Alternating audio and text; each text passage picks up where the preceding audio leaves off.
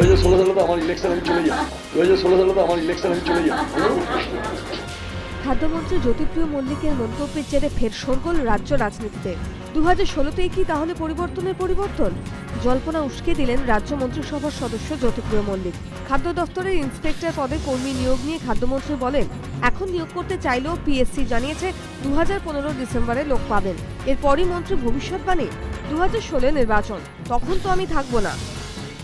এর আগে সিপিএম এর সঙ্গে মেলামেশা না করার ফতোয়া জারি করে দলীয় কর্মীদের তালিবানি ঢঙে নির্দেশ দেন উত্তর 24 পরগনা তৃণমূলের পর্যবেক্ষক জ্যোতিপ্রিয় মল্লিক। সেই মন্তব্যকে ঘিরে রাজ্য রাজনীতিতে ঝড় ওঠে। এবার সেই জ্যোতিপ্রিয়র ভবিষ্যৎবাণী 2016 বিধানসভা ভোটের পর তৃণমূলের ক্ষমতায় থাকা নিয়ে প্রশ্নচিহ্ন তুলে দিল বলে মনে করছে রাজনৈতিক মহলের একাংশ। নাকের ডগে তোলাবাজির অভিযোগ তুলে দলের অস্বস্তি বাড়িয়েছিলেন রবীন্দ্রনাথ ভট্টাচার্য। সিন্ডিকেট রাজের কথা বলে অস্বস্তি বাড়িয়েছিলেন শোভনদেব। এবার দফতরে দুর্নীতির কথা কবুল করে সরকারের অস্বস্তি বাড়ালেন মন্ত্রিসভার গুরুত্বপূর্ণ সদস্য খাদ্যমন্ত্রী জ্যোতিপ্রিয় মল্লিক। মুখ্যমন্ত্রী হন মমতা বন্দ্যোপাধ্যায় বারবার বলেছেন স্বচ্ছ দুর্নীতিমুক্ত প্রশাসনের কথা। সরকার বদলের পর 1.5 বছর কেটে গেলেও এখনো বিভিন্ন সরকারি দফতর থেকে দুর্নীতিকে দূর করা যায়নি বলেই অভিযোগ।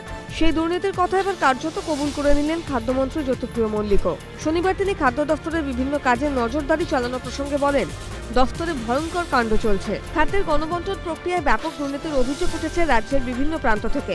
বেশ কয়েকজন রেশন ডিলার, ডিস্ট্রিবিউটর ও কেরোসিনের ডিলারের বিরুদ্ধে কড়া ব্যবস্থা নেওয়া হয়েছে। কিন্তু তারপরেও যে দুর্নীতি দূর করা যায়নি, এদিন খোদ খাদ্যমন্ত্রীর কথাতেই তা স্পষ্ট। তার আশঙ্কা, এভাবে চললে আগামীতে ঘনিয়ে আসবে কালো দিন। দফতরে দুর্নীতি কার্যত কবুল করলেও খাদ্যমন্ত্রীর দাবি, দুর্নীতি রোধে দফতর বসে নেই, নজরদারিতে জোর দেওয়া হচ্ছে। দলের বহু জেলা নেতার সঙ্গে এখন আর মানুষের কোনো সংযোগ নেই। শনিবার প্রকাশ্যে কথা স্বীকার করে নিয়ে ফরওয়ার্ড ব্লক শীর্ষ নেতৃত্বের অভিযোগ, এইসব জনবিচ্ছিন্ন নেতাদের পাঠানো ভিত্তিহীন রিপোর্ট দলের ক্ষতি করছে। আগামী দিনে এইসব নেতাদের সরিয়ে দলের দায়িত্ব নতুন নেতৃত্বের হাতে তুলে দেওয়া হবে বলেও জানিয়েছেন তারা। পুরনোকে সরিয়ে দিতেই খোঁজা হবে নতুন মুখ, তাদেরই প্রশিক্ষণ দিয়ে নিয়ে আসা হবে নেতৃত্বের দায়িত্বে। আগামী মাসেই দিল্লি, কলকাতা, বেঙ্গালুরুতে আয়োজন করা হবে কর্মশালার। বেছে নেওয়া হবে 135টি নতুন মুখ। এরাই হবে দলের ভবিষ্যৎ নেতা। আজকে শুধু ভূতের গপ্প।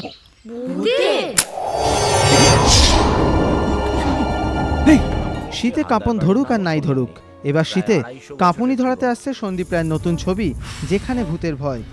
সত্যজিৎ রায়ের 2টি এবং শরদিন্দু বন্দ্যোপাধ্যায়ের একটি ছোট গল্প নিয়ে সন্দীপ রায়ের নতুন ছবি যেখানে ভূতের ভয়। ছবির প্রচার উপলক্ষে শনিবার সাংবাদিক বৈঠক হলো মধ্য কলকাতার একটি 5-তারা হোটেলে। আগামী 21শে ডিসেম্বর ছবির মুক্তি, আর তার আগে ছবির প্রচারে মধ্য কলকাতার একটি হোটেলে হাজির ছবির পরিচালক সন্দীপ রায় এবং কলাকুশলীরা। ছবি নিয়ে আশাবাদী সকলেই।